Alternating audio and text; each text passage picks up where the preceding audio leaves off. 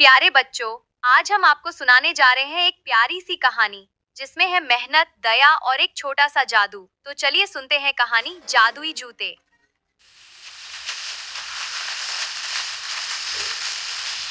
सोहनपुर गांव में साक्षी के पापा की जूतों की एक छोटी सी दुकान थी। गांव के सभी लोग साक्षी के पापा से ही जूते खरीदते थे, क्योंकि वे बहुत सुंदर और मजबूत जूते बनाते थे।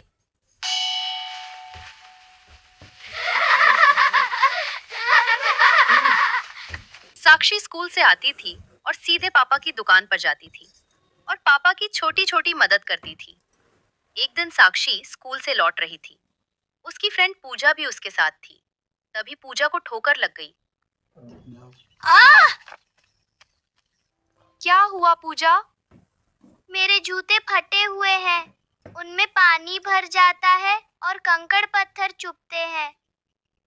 तुम नए जूते खरीद लो पूजा। मेरे पापा के पास अभी पैसे नहीं हैं। वो कह रहे थे कि थोड़े दिन बाद नए जूते दिलवा देंगे। पूजा, तुम उदास मत हो। मैं अपने पापा से कहूंगी, वो तुम्हारे लिए स्कूल के नए जूते बना देंगे। तुम्हें पता है ना, मेरे पापा की जूतों की दुकान है। अब तुम टेंशन मत लो, तुम्हारे पास भी मेरी तरह नए जूते होंगे। साक्षी की बात सुनकर पूजा बहुत खुश हुई।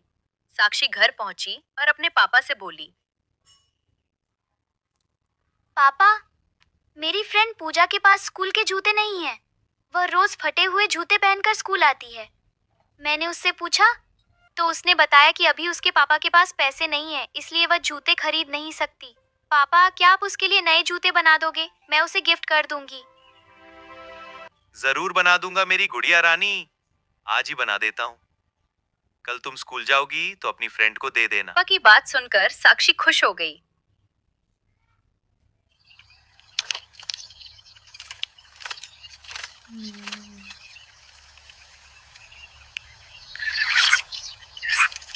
साक्षी के पापा ने उसकी सहेली के लिए स्कूल के जूते बना दिए और फिर अगले दिन साक्षी स्कूल गई और उसने अपनी सहेली पूजा को नए जूते दे दिए। थैंक यू साक्षी। साक्षी के मम्मी पापा हमेशा सबकी मदद करते थे और यही आदत साक्षी की भी थी। एक दिन शहर से एक आदमी आया जिसका नाम था किशन। मैंने सुना है कि तुम बहुत सुंदर और बढ़िया जूते बनाते हो, इसलिए मैं शहर से तुम्हारे पास आया हूँ। एक हफ्ते बाद मेरी शादी है, इसलिए मुझे 5 जोड़ी जूते बनवाने हैं। क्या तुम ये ऑर्डर पूरा कर सकते हो? भैया जी, मेरा तो काम ही जूते बनाना है। मैं ये ऑर्डर पूरा कर दूंगा। बस आप बता दीजिए कि मुझे किस तरह के जूते बनाने हैं। आप अपने आप ही अच्छे डिजाइन के जूते बना दो।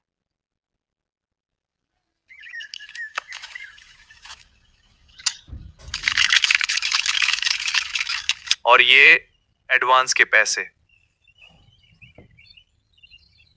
धन्यवाद भैया जी, मैं समय पर आपका ऑर्डर पूरा कर दूंगा।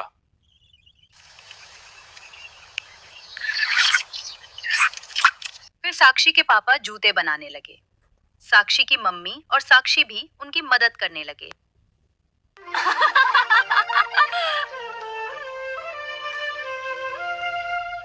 साक्षी कभी मम्मी की मदद करती, कभी पापा के लिए खाना लेकर जाती और दुकान पर भी मदद करती।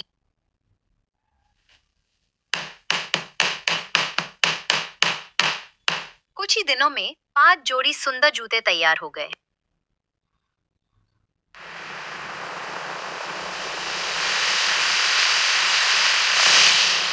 उसी रात बहुत तेज बारिश होने लगी और दुकान में पानी भर गया।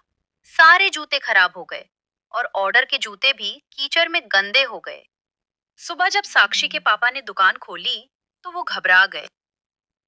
अब मैं क्या करूंगा? सारे जूते खराब हो गए।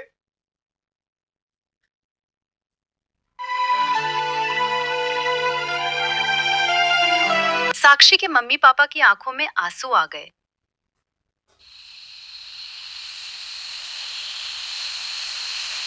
रात को साक्षी आसमान की तरफ देखकर भगवान जी से प्रार्थना करने लगी। भगवान जी, मेरे पापा की मदद करो। तभी एक रंग बिरंगी तितली उड़ती हुई आई। साक्षी, घबराओ मत, मैं सब ठीक कर दूंगी।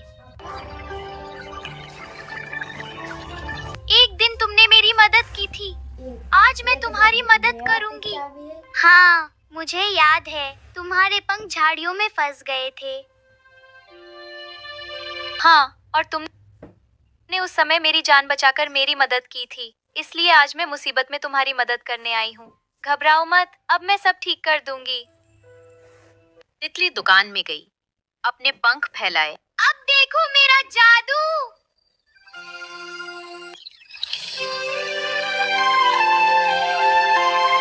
धीरे धीरे मिट्टी गायब होने लगी, पानी सूख गया और सारे जूते नए जैसे चमकने लगे।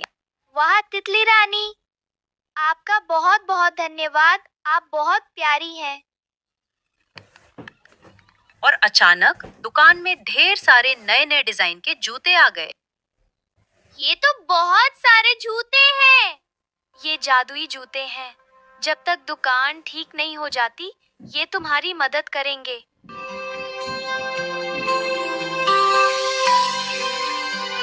तुम सब बहुत अच्छे हो, हमेशा ऐसे ही दूसरों की मदद करना। और तितली उड़ गई।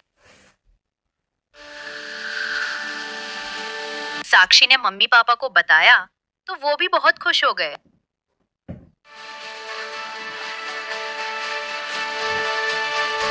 अगले दिन ऑर्डर के सारे जूते किशन को दे दिए गए। धीरे धीरे दुकान फिर से चलने लगी और साक्षी के पापा का काम और भी अच्छा हो गया।